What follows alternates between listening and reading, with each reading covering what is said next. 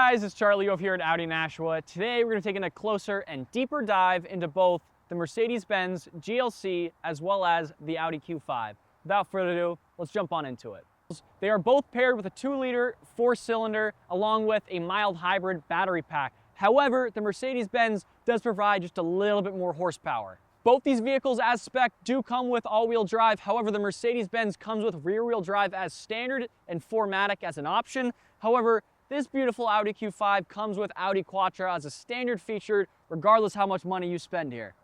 All right, the interior of this Audi Q5 has been completely redesigned this year. You get a split 11.9 and 14.5 inch multimedia display.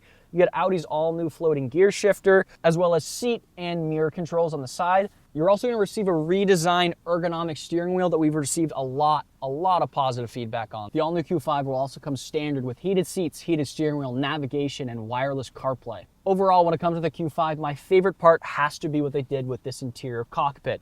I'm a huge fan of the curved ergonomic display, along with an easy access point for your start-stop button, and nothing is easier than shifting into drive with this floating gear shifter. All new this year to the 2025 Audi Q5 is digital key compatibility, along with Apple Wallet key card compatibility.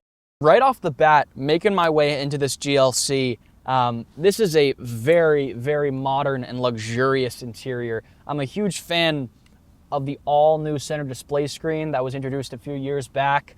You still have that same 4 or 5-way adjustable seat controls, amazing premium 3D sound system. You're gonna have haptic feedback, not only on the steering wheel buttons, but also on things like sunroof controls.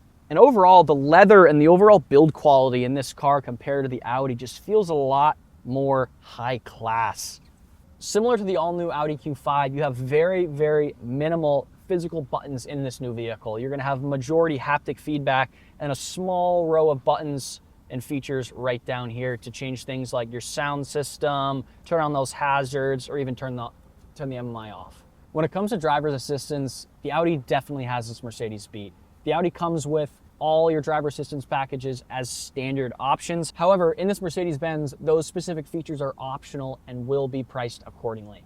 Both these vehicles are incredibly comfortable and comparable vehicles. One thing I will say is that they do have a differential when it comes to their gear shifters. Up top, very similar to like a wiper blade, you can actually shift this vehicle in a drive, reverse, park, neutral. However, the Audi has that beautiful all-new floating gear shifter that just makes driving a lot easier. Alrighty guys, when it comes to both the all-new Audi Q5 and this beautiful Mercedes-Benz GLC, it's up to you which one you think is best. For me personally, if you're looking for something a little bit more sporty with a modern twist on things, I'd go with the Q5.